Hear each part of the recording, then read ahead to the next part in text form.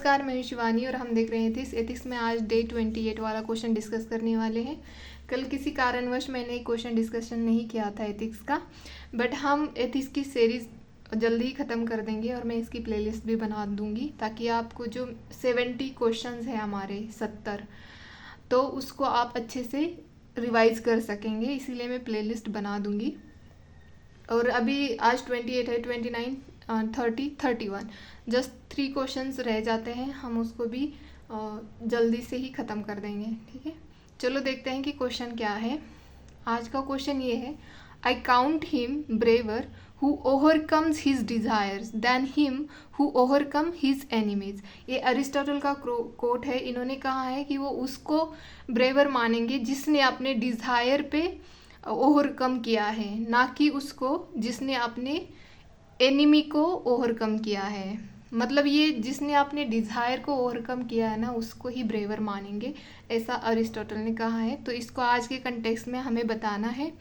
तो मैंने यहाँ पे इंट्रोडक्शन लिखा है, the above statement reflects that the root cause of negative external manifestation of acts और thoughts of human are his endless desire.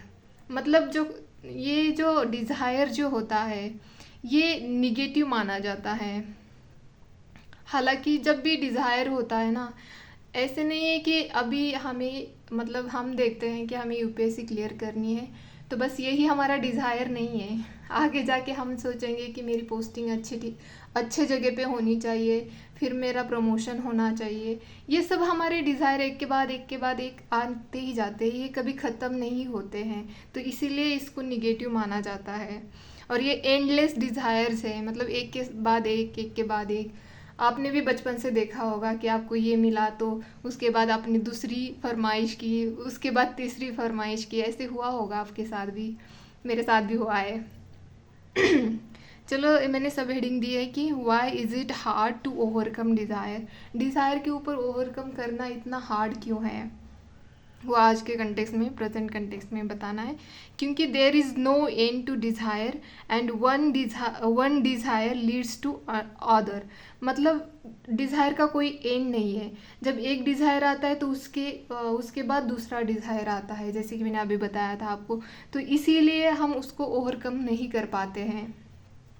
Second है एक्सटर्नल एनिमी इज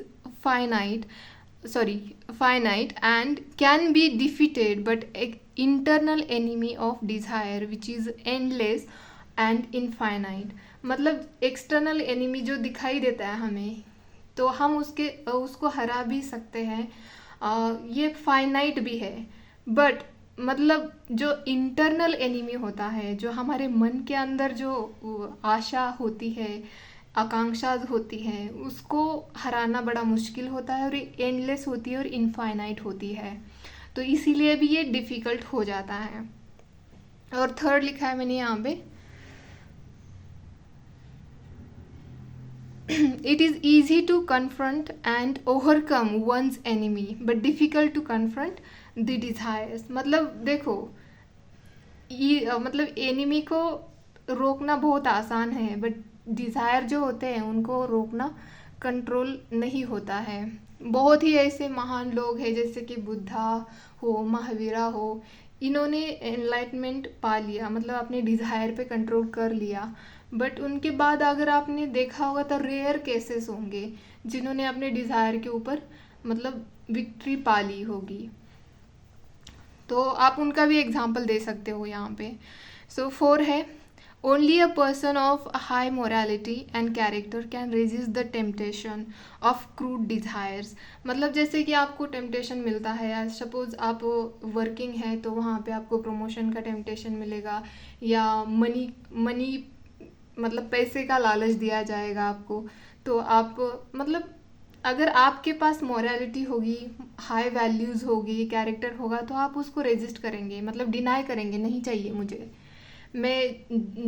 जितना भी मिलता है उसमें खुश हूँ, मुझे और ज़्यादा नहीं चाहिए, आप ऐसे ही कहेंगे अगर आपके पास मोरालिटी, कैरेक्टर और वैल्यूज़ है तो। तो अब हम देखते हैं आगे। फिफ्थ लिखा है public administrator are the guardians of public interest. मतलब जो हमारे पब्लिक एडमिनिस्ट्रेशन होते हैं वो पब्लिक के इंटरेस्ट में काम करते हैं, तो इसका मतलब ये होगा कि वो उनके गार्डियंस ही हो गए ना।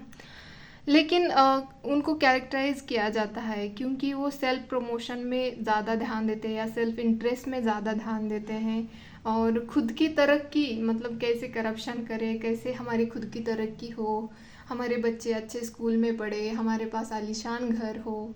आपने एक दिल्ली वाला केस सुना था जिसने जो पुराना मोनूमेंट्स था उसको डिमोलिश करके वहाँ पे आलीशान घर बनाया था।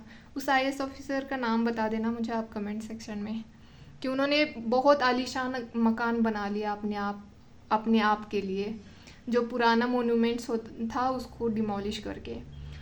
तो ऐसे भी कुछ एडमिनिस्ट्रेटर होते हैं।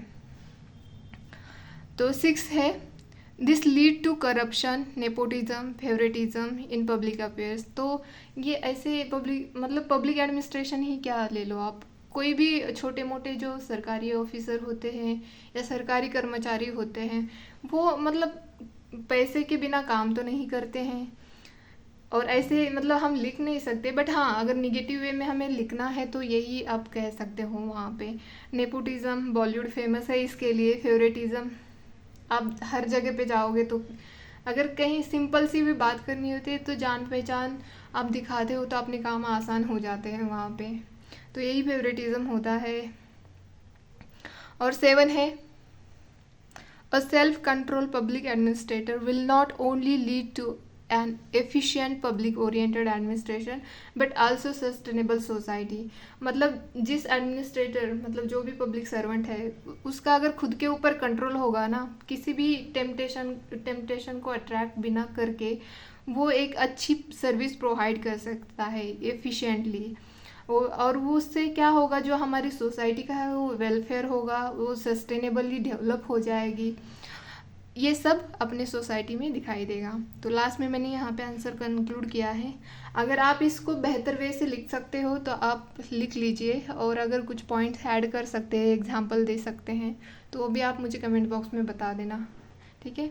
तो यहाँ पे मैंने लास्ट में कंक्लूड किया है, thus it is required to train people to resist their material urges through inculcating values such as honesty, impartiality, integrity etc. तो ये था आज का क्वेश्चन डिस्कशन। होप आपको पसंद आए। अगर आता है तो प्लीज़ लाइक शेयर सब्सक्राइब कर दें। धन्यवाद।